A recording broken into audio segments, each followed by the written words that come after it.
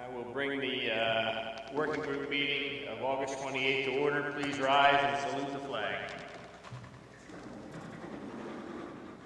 I pledge allegiance to the flag of the United States of America and to the republic for which it stands, one nation, under God, indivisible, with liberty and justice for all. I think we'll do a little bit different this morning. We'll take a moment of silence for all the people down in Texas that are drowning and having troubles, and wish them good luck.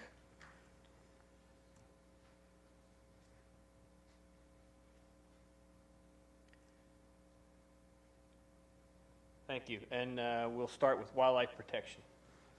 Good morning. So the Bureau of Wildlife Protection was asked to provide some additional information on the use of night vision equipment and thermal imaging equipment for recreational hunting. So I prepared a report here that I would like to go through and let you know what kind of information that we've discovered. So first of all, night image, or what is night vision equipment and thermal imaging? Night vision is an electronic optical equipment designed to detect visible and infrared energy and provide visible image to the user. Unaided night vision equipment gathers and intensifies existing ambient environmental light. When ambient light is lacking, many of these devices are equipped with an infrared illuminator, which casts an infrared beam to the area being viewed, and which significantly brightens the image that's being returned to the user. This equipment can be used in total darkness with no need for a light source that's visible to the human eye. It can be handheld, or it can be an integral part of a firearm sighting system. That's night vision. Thermal imaging is a little bit different. Thermal imaging is electronic optical equipment which uses sensitive electronics to capture the invisible infrared energy that is emitted by all objects to provide an image to the user. The image viewed is a result of the heat signature of the object being viewed. Both types of equipment have gained in popularity with fur bearer hunters across the country in recent years. So what is the status of this use of this type of equipment here in Pennsylvania for hunting purposes? Currently, the use of night vision and thermal imaging equipment is unlawful for hunting in Pennsylvania. There's specific statutory language in Title 34 of the Game and Wildlife Code prohibiting the use of any device, no matter how powered, to project or transmit any light beam, infrared beam, ultraviolet light beam, radio beam, thermal beam, ultrasonic beam, particle beam, or other beam outside the sight or scope and onto the. This language has been on the books for 30 years since the Game and Wildlife Code was last recodified in 1987. So legalizing night vision or thermal equipment for hunting purposes would take legislative action. Additionally, following legislative action, this board would have to take regulatory action to approve the equipment and add it to the list of electronic devices authorized for hunting in 58 PA. So that's the status in Pennsylvania. What's the status in the rest of the country? Research into the status of night vision equipment for recreational hunting was conducted through state fish and wildlife websites and commercial vendors who market night vision and thermal imaging equipment to the hunting public with the following findings. Generally, some form of nighttime hunting is permitted in 49 states. Species permitted to be taken generally classified as predators or fur bearers or nuisance animals, including feral hogs. 34 states allow the use of night vision or thermal imaging equipment to take these species at night, with 16 states prohibiting its use. In order to gain some additional insight, I surveyed the law enforcement chiefs of wildlife agencies across the country, and I asked the questions. Is night hunting permitted for any species in your state? What species or classification of wildlife may be taken at night? Does your state permit the use of night vision, infrared, thermal imaging for hunting those species at night? Is the equipment restricted to handheld units, or may the electronics be mounted on a firearm or be an integral part of the scope or the sighting system? Have you experienced any issues related to unlawful use of these devices to take species not authorized by law? And I asked them to please share any other comments or experiences that their agencies have had with night vision equipment from an enforcement perspective. I got responses from 20 of the 50 states to this survey. So the following information applies only to those 20 states that responded. 19 states allow some form of nighttime. Hawaii was the only exception. The species permitted to be taken at night are generally classified as predators, fur bearers, including fox, coyote, raccoon, possums, bobcat, skunk, feral hogs. Of the 19 states where some form of night hunting is permitted, 14 of those states allow the use of night vision equipment for recreational hunting, including New Jersey, Connecticut, Ohio, Maryland, Vermont, Virginia, Maine, Georgia, South Carolina, Arkansas, Wyoming, North Dakota, South Dakota, and Idaho.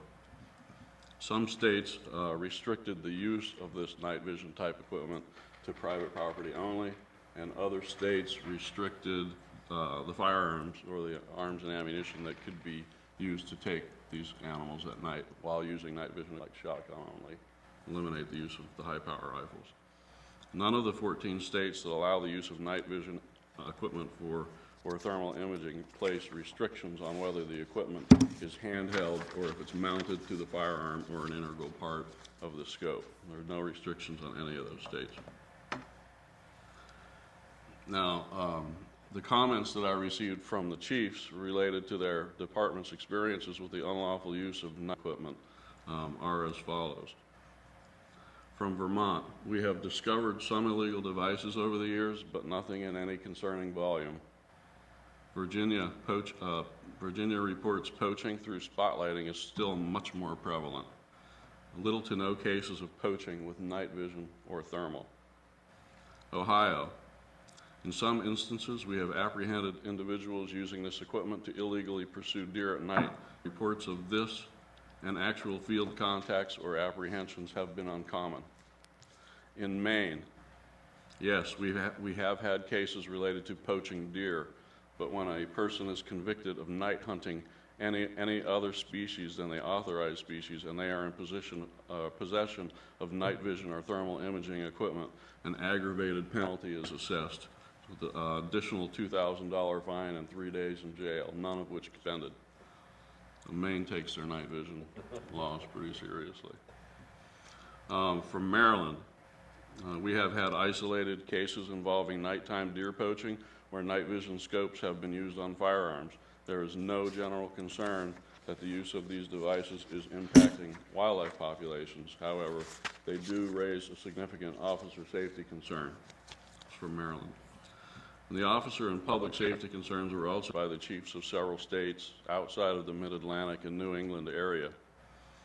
Georgia reports that in 2010, U.S. Forest Service law enforcement officer Chris Upton was shot and killed by individuals using night vision equipment while hunting coyotes unlawfully on a developed recreational area on national forest property in Middle Georgia. The officer was surveilling the illegal activity when he was shot in the head by one of the hunters who saw us and believed he was shooting at wildlife. Colorado, where incidentally no night vision equipment is authorized for hunting, reports in doing some reality-based training on the use of night vision equipment, the officer has to be very careful while out on the ground using these devices because the poacher is using the same equipment. Depending on the type of the night vision equipment, the poacher can mistake the reflection of the officer's night vision as the set of eyes and shoot, thinking it is wildlife. The other issue in using this equipment at night is that it is difficult for the hunter to assure there is a safe backstop if they do shoot at an animal. We had a fatality a year ago where a couple of individuals were hunting at night on private land. One hunter moved from his stand to another location without notifying his hunting partner. picked up the green eyes of his partner's night vision and, thinking it was an animal, fatally shot his hunting partner. And that's the end of the reports from the other states. So it was interesting. Pennsylvania has been so restrictive on electronic devices over the years that I have little to no experience with this type of equipment from a hunting perspective. So it was interesting to me to see some of the feedback of states, chiefs. Predator hunters have been lawfully hunting fur bears at night for decades with handheld or gun-mounted lights. Proponents for legalizing night vision equipment for fur bear hunting often tout safety as a primary reason for wanting to use this equipment.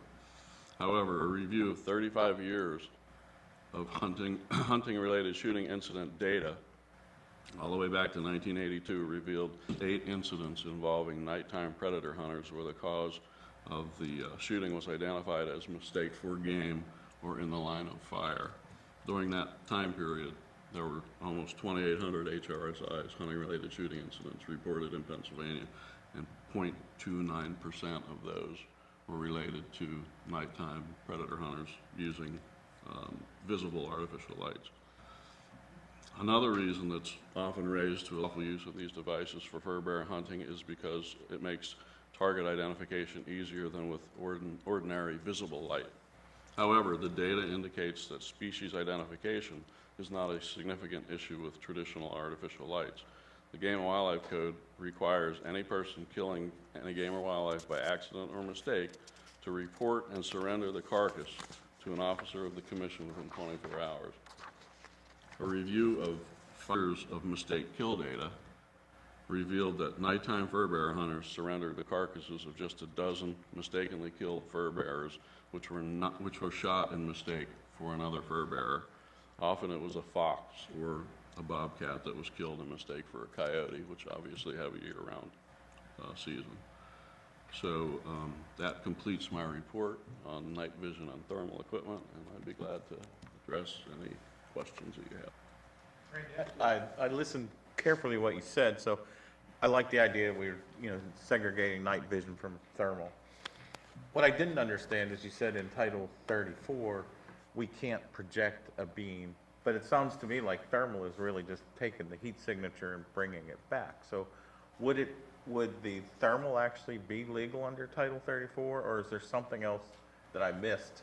No, I don't think you did, but I think the statute, I believe that you're accurate in that it's not actually, the device is not actually casting a thermal beam, but the language specifically in the statute that uses the word thermal beam. So it's, I don't know when this language was written 30 years ago, if we had the technology has changed so much that it's probably, it would probably be a good cleanup, I think, just to make, if the decision is to move forward with this, it would be a good statutory cleanup, I think, to make everything clear. Is it still a prohibited electronic device?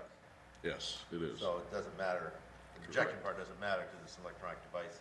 It is an electronic device. All of this equipment is electronic devices, and as you know, we have upcoming regulations here at the September Commission meeting to address sonic devices. So we may be able to address that ourselves then if it's not prohibited.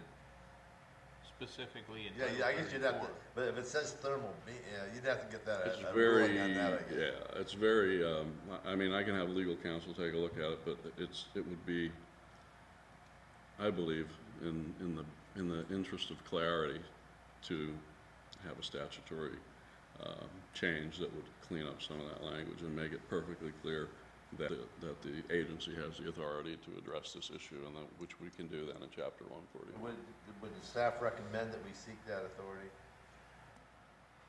My staff and myself, from a wildlife protection standpoint, is opposed to the legalization of these devices for hunting for several reasons.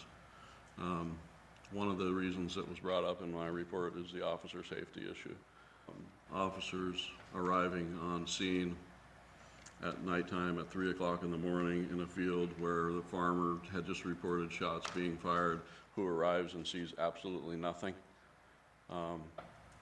could be in a position where there are people poaching with night vision. Can we just stop 1 second there? Absolutely.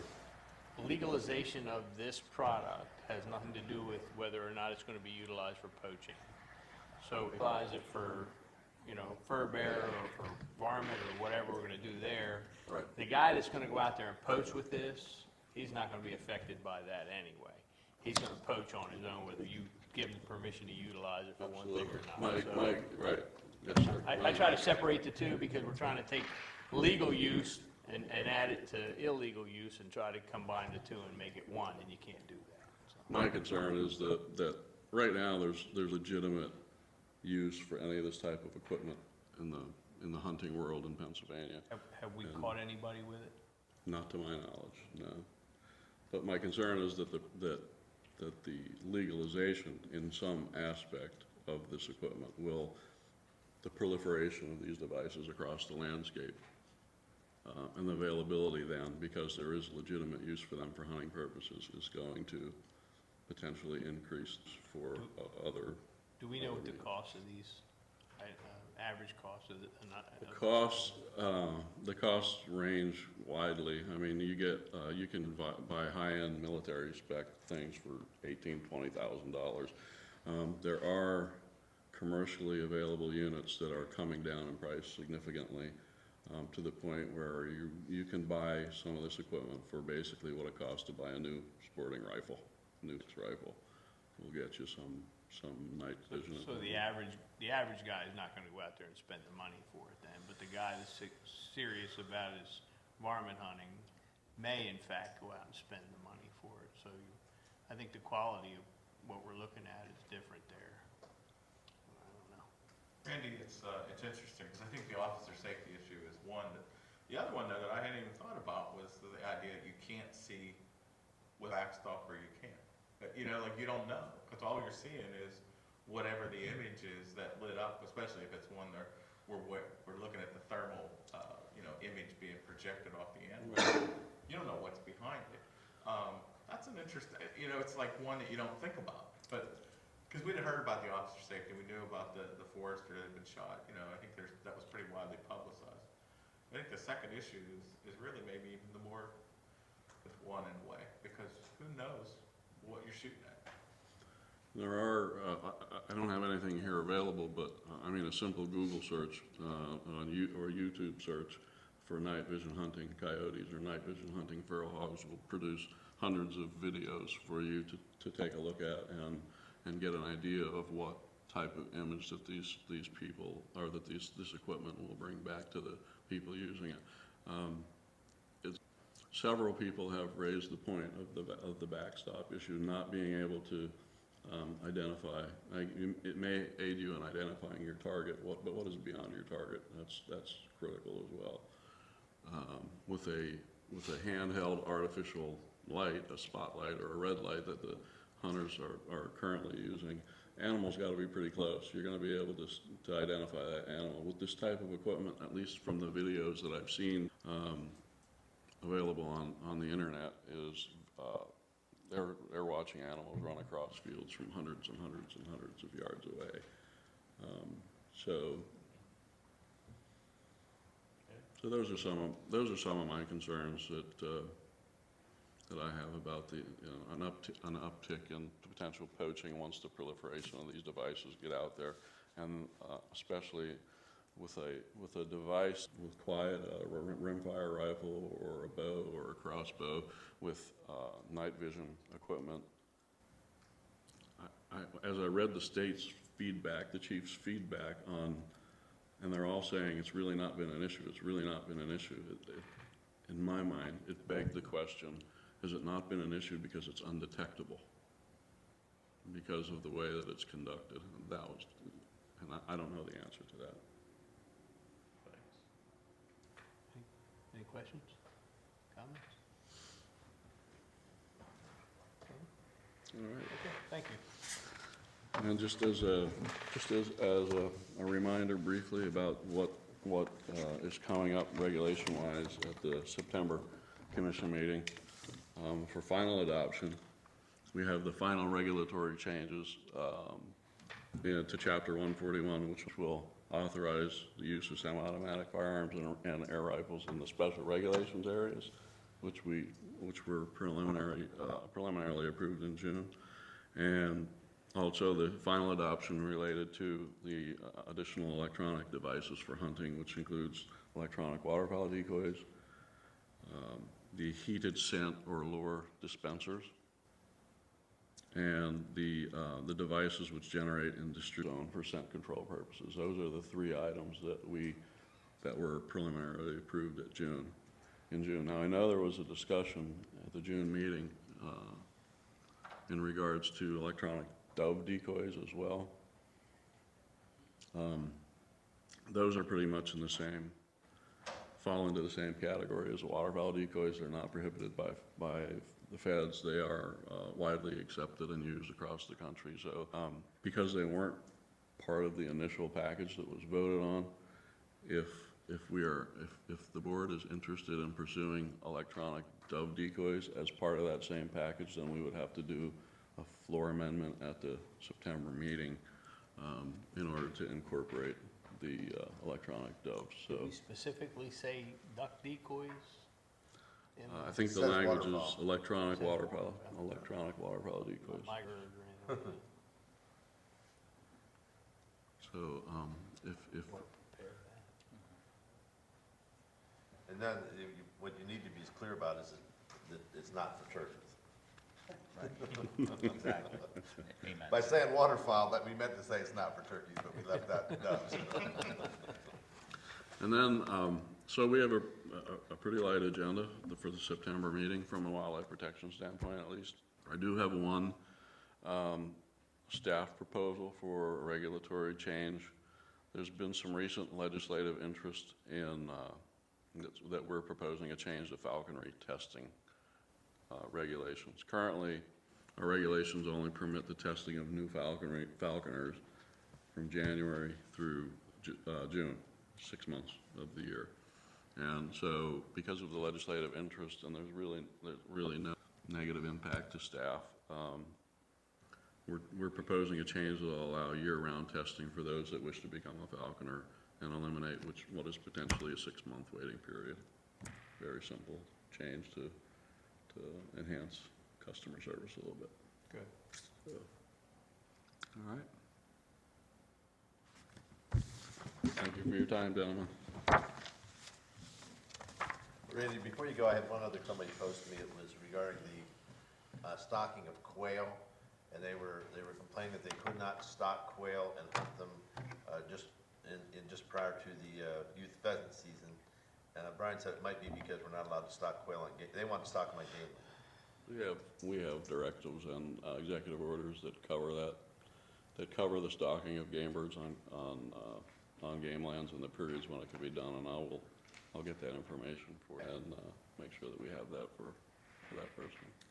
I know people stock pheasants at Blue Marsh on Game Commission controlled property. And after conferring with Randy, quail may be allowed as well. Okay. I know chuckers were allowed. So if quail are allowed, then you would be able to stock, our prohibition on dog training is on training, not quail, not hunting.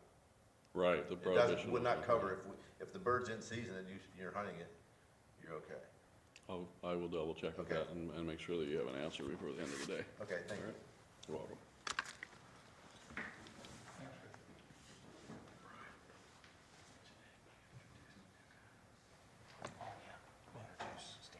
Oh, yeah, okay. Well, we have a second here. I want to introduce the new commissioner, Stan Nick Kinnick. Stands from the Northeast region, replaces Jay Delaney's position. Good morning, Steve. Good morning, Brian. How are you? You ready to go? Go ahead. All right. Good morning, Commissioners. Bureau of I&E was asked to discuss two topics today. The first was HT instructors, and specifically whether there's been an increase in the number of female instructors. We know that graphics of the students coming into the course is changing, so the next question is how about the composition of the instructors providing the training? So we're going to be talking about that. And second, we understand that the board was asked to consider whether there should be an education requirement prior to purchasing a fur taker license. And knowing that this is just sort of in the concept phase, we wanted to provide some information that the board could find useful if it decides to move this discussion forward. So we'll be providing some information on statistics and what we'd be looking at logistically if the board continued that proposal. So I asked Andy Huser from our Research and Education Division to take a look at these two topics, and he has a presentation. So, Andy. Morning, Commissioners. Director Burr-Hanson. For those of you who don't know me, Commissioner Knick, my name is Andy Huser. I run the Hunter Education Program for the Game Commission. So, as Steve mentioned, I'm here to talk about two things today. The first one is our ongoing efforts to recruit and retain hunter trapper education instructors. And the second thing would be potential changes to the education requirements to purchase a fur taker's license. I had originally, several months ago, hoped to have Dr. Smith come in and share his latest research on tree stand fall statistics. Unfortunately, Dr. Smith suffered some health issues last week, and he is unable to make it, so we wish him a speedy recovery. He's in his now, and he's still working as an ER doctor in the Bloomsburg area and still working on his study, so hopefully he recovers quickly and we can get him to a meeting in the future. So the first thing we're going to look at is hunter trapper education instructor recruitment. Here you can see a graph back to the early 2000s of how those numbers have changed. Thankfully, it's not super alarming. Based on what we see here, we have had a decline since early 2000s, but it hasn't been super. It has been fairly stable.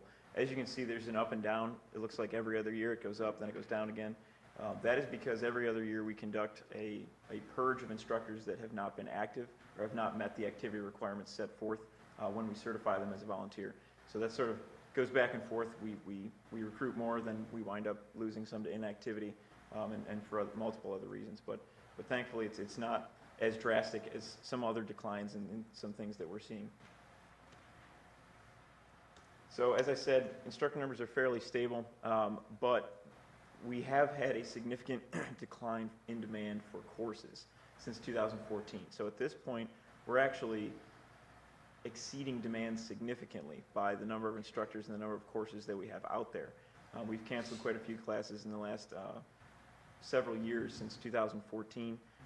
We've done almost everything possible to barriers to make it as easy as possible for anyone who wants to take a hunter education course to get one. Oftentimes they're right around the corner the next weekend, and if they're not, it's because that course was posted but it got canceled because nobody signed up. So we're doing very well, and we're fortunate that we're not suffering from a lack of instructors. We have enough instructors to put courses on the ground where we need them, when we need them. So it's not just where, it's at the time of year now where people are looking for them, so we're well as far as that goes. The other thing that we're fortunate to have is instructors in this state that are actually above the national average for output. And what I mean by that is I have numbers of instructors and number of students certified from each state in the country, and looking at it, last year the average number of students per instructor that the program puts out was 12. We're actually running at about 16 students per instructor in Pennsylvania. There are lows of about 5 students per instructor in some states, and there's highs as high as 64 students per instructor. But it becomes difficult to draw significant comparisons because we have such a drastically different number of overall students certified than a lot of the smaller states do. So, but it is good. We have instructors that work very hard. They do a lot of great work for us.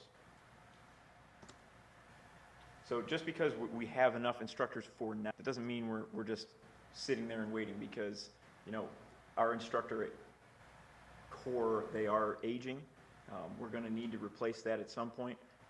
And the folks that we have coming in, it's difficult to ask them in today's day and age of volunteerism to meet some of the amount of work that some of our instructors who've been with us for a long time have been doing. People just don't have the time, and it's not as important to them as it perhaps is, but that's just, we're seeing that across every volunteer program that you can think of. So to address this, this has been a long time coming, working with Bill Williams, the IES in the Northeast. He proposed the Hunting and Trapping Heritage Award, and what that basically is, we just approved this in SOP 30.5. It's a brand new class of I&E award.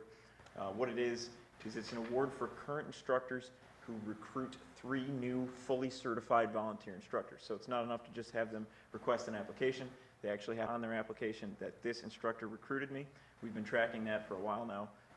And once they fully reach certification and begin teaching, then we count that towards that instructor who recruited them, their ability to get this award. So it constitutes a patch, certificate, frame, print of their choice. And I ran the report the other day, and some instructors are already eligible. So we're going to be reaching out to them shortly to see what kind of print they want. So it's a good thing. I think we've seen that so far. The best mechanisms for us to recruit new instructors is from our existing core of instructors that reach out to parents at courses or reach out to the sportsmen's clubs or other clubs that they're involved in.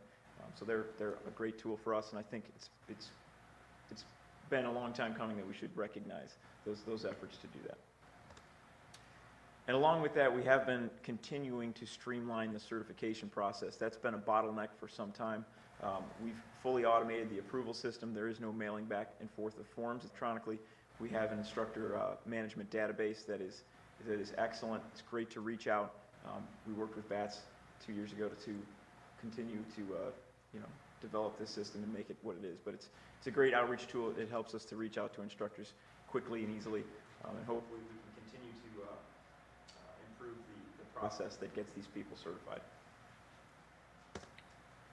But one thing that we can do in the short term to address that we've been seeing, if you ask any hunter trapper education instructor what the demographics of their students have been changing, what they look like, what's different, the percentage of female students in our courses has increased dramatically in the last 6 years.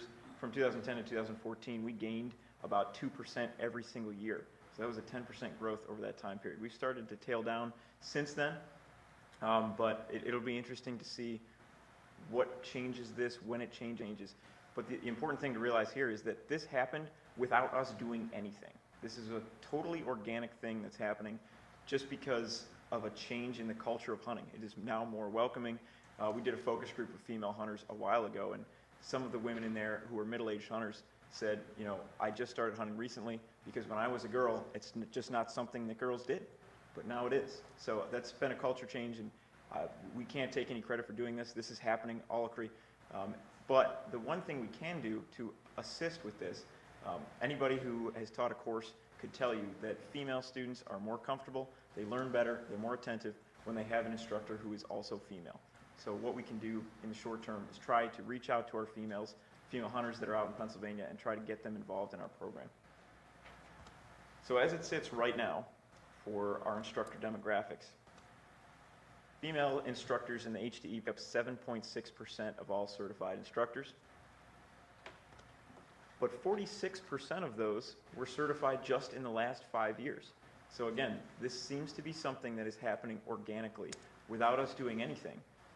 As they make up an increasing portion of our licensed buyers, it stands to reason that they would also make up an increasing portion of our instructor demographics, because at 7.6%, that almost exactly mirrors the percentage of our female. So we're working on that. But right now, they're 15% of our pending applicants. So they're making up an increasing portion of those people who are applying to be certified. But we did step in earlier in the summer. We started an email outreach campaign to our female licensed buyers. And what you have in front of you that I passed out was a copy of that email that was sent. It had a short message in there, a photo of a female, and made it easy to request an application online. So we have a system where people can simply click a link, fill out their information, and we mail them a packet in the mail for them to get certified. So we sent that email to 3,100 female licensed buyers that we have an email address for. And we qualified that. We wanted to have avid female hunters, so they had bought licenses at least 4 out of the 5 previous years.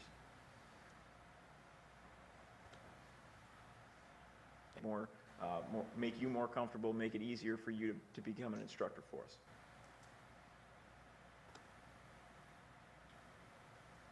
Any questions on the instructor recruitment? I have a couple quick questions. Sure. One, about 3 years ago, we started to form groups of people and paid them to go around to teach these classes. What changed? A vast majority of the students who were taking the course in Philadelphia weren't actually from Philadelphia, where we thought the demand was. They were actually from surrounding counties where we already had a ton of courses going on. So basically the reason we discontinued that, well, number one, our instructor ranks weren't thrilled with the idea that some instructors who were doing the same work as them were taking home a paycheck. Secondly, we thoroughly evaluated our use of Google Analytics for how we were going to draw in, and it's not a perfect system, so potentially what we identified as demand in the Philadelphia area was, because so many people live and work in Philadelphia, we got so many hits there that we thought there was this demand from the city, which doesn't actually exist. And third, at this point, we're meeting demand well enough, especially with the online course for people that need it that last minute, that last couple weeks. They have another avenue to get that. So is the all course reducing the participants in the standard course? I mean, are we Yeah. actually doing more damage to ourselves? Well, I mean, it's hard to say that, are these people that were going to take a course in person that are choosing to take it online, or people that weren't going to take it at all and are now taking it online? The other thing is, for sure, it has decreased the number of students in our basic in-person courses. Anybody 16 and older for that. But at the same time, we saw a decline before then. I mean, there's no state in the history of hunter education that I'm aware of that launched an online course and then saw their total number of students decline. That's never happened before. So we were already meeting demand before we even launched this course. And it's not like a continuing, the increase of students, or increasing, there's not an increase in the percentage of students taking the online course. They make up between 15 and 20% of our overall students. And To the people, instead of trying to draw the people from Delaware, Chester County, all the way to Reading to try to take the course. I mean, it's expensive, it takes time. I thought that was and we talked about that years ago as well, trying to create something to go to the people with it. The orientation course, you mean? The orientation. Yeah. That our IESs do move that around quite a bit. In each region, they'll host one at the region office and elsewhere. I mean, they do move it around quite a bit. Host an online course for such a small number of people. Obviously, we would pay for that expense if they were to charge the instructor applicants to take the course. We wouldn't make them pay for that, obviously. So for just a small limited number, it's difficult to get a vendor who's thrilled about the idea of putting so much time and effort into a course. We may end up just paying for it and doing it ourselves. So the instructor training course. Yep. That's what we're then having. I mean, I thought we did that. I mean, back when I took it, it was a game commission course. Yep. Wasn't paid for by anybody else. Correct. It still is, but if we were to have an online vendor host the online course for us, Gotcha. Okay. there would be some expense there. I just think that going to the people, I think they feel disconnected. A lot of times people are very busy. We all know that. A lot of people are working 5 to 6 days a week, and they want to become involved, but they don't want to take the time off to go to Harrisburg or to go to wherever the region office is to try to take the course. So if we're looking to get people involved, we should make it as easy as possible for them. Could that be given through a webinar live? Potentially, yeah. Although we would have to, the difficulty is hosting the testing and the examination part, because we would need to have some proof that they retain that information and a standard that they can meet. So there's potential for that as well. Any other questions? Commissioner Daly. I have two. So one deals with the junior instructor program. So it seems to me that if we were more active in trying to push that program, that we would, and we have a little bit of history now, it's probably been in place for 5 to 7 years, something like that, that maybe that's really where we need to be pushing ourselves in terms of recruitment. Has there been any, I haven't seen anything really was there a similar announcement sent to people, to 100 ed grads to say? Yep. Okay. So every 3 or 4 months, we send out email blasts to every hunter education graduate, and in that is a survey that they fill out, so we find out where they're from, how long they traveled to take the class, how long they looked, all of those things. And in there's a question, are you interested it's all filtered based on age, but if they're under 18, between 14 and 18, they get a question, are you interested in becoming a junior? Fill out your information below and we'll send you an application packet. That's actually been fairly successful in getting applications out the door, but as far as getting it back from those people, that's the challenge. We can give them all the information, but that doesn't necessarily mean that it comes back and they move through the process. I know we try to push it in our 100 classes, and I'd like to see that one, really take off, because I don't know what the conversion rate is. Do we know I what the don't know off the top conversion of my rate head. is? No, I could find that out, but I don't have I guess the only other question I had is, you know, you saw there's a line. It'd be interesting to see how old these instructors are, because Rich Kramer will tell you I'm pretty old. So it would be interesting. I think we have a lot of older instructors like myself. But I guess the other thing I was curious about, I thought we would have seen a huge drop-off with this child clearance requirement that's gone in place. Where do we stand with that? How many of our instructors have gone through the clearance process? Well, so as it sits today, 100% of them have completed the Pennsylvania State Police criminal history check. So that's something that we can run in-house, like instantly. So months and months ago, that was completed. Every single one of them has been run through a thorough criminal history check. The bottleneck has been the Department of Human Services child abuse history clearance, which is information that's not public record. It's nothing that we can run in-house. It has to be either filled out online or by paper form. And the difficulty is passing that information between us, who had the waivers signed so that we can even receive the results. So we're at about mid to high 80s% of people that have completed that. Okay. Yep. Thanks. Okay. Thank you. No more questions. We'll move into the fur taker education portion. So just something to consider, things that we can look at as far as this program goes. So some history on it. Back in 1980, this started as a cooperative piece of work between us and the PA Trappers Association. It was a voluntary trapping program. There was about 300 instructors back then that helped us put this on. 6 years later, it became mandatory to have training before you bought a fur taker's license and either trapped or hunted fur bears.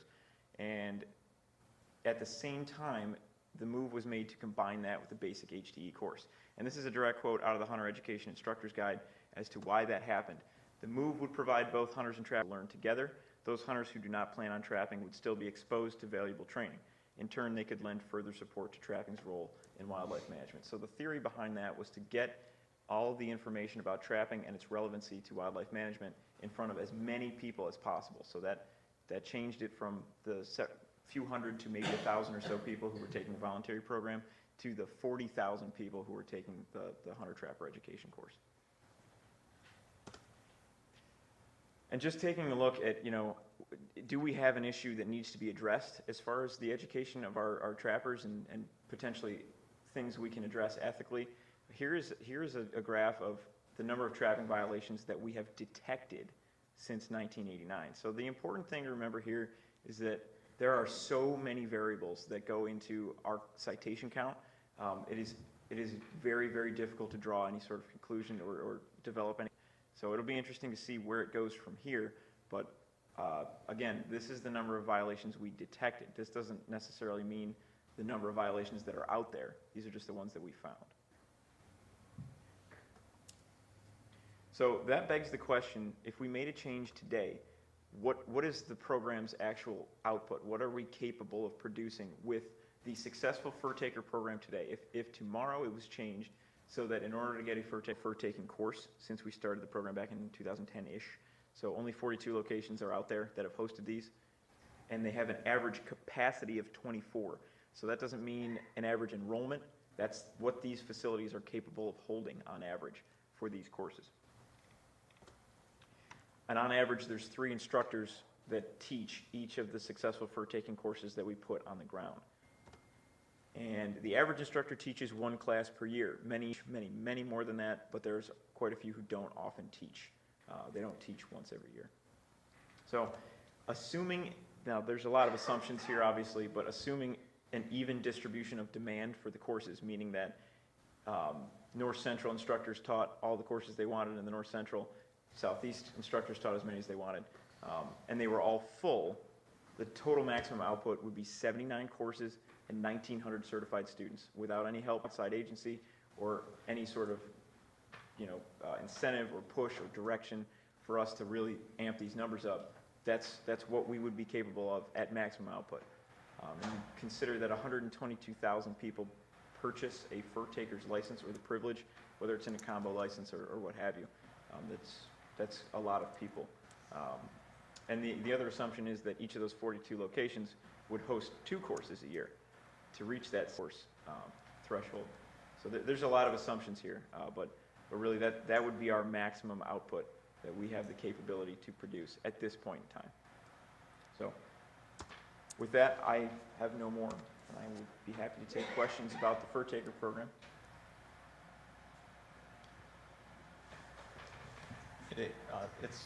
It's my opinion that putting the two together actually made a lot of sense, because Sure. what it did do is just all hunters to fur taking, and it gave them an idea at least of what role that plays in wildlife management. I think we've watered it down since we first did it. I mean, we used to really talk about carrying capacity and show the bucket, and, you know, why fur takers were as important as they are.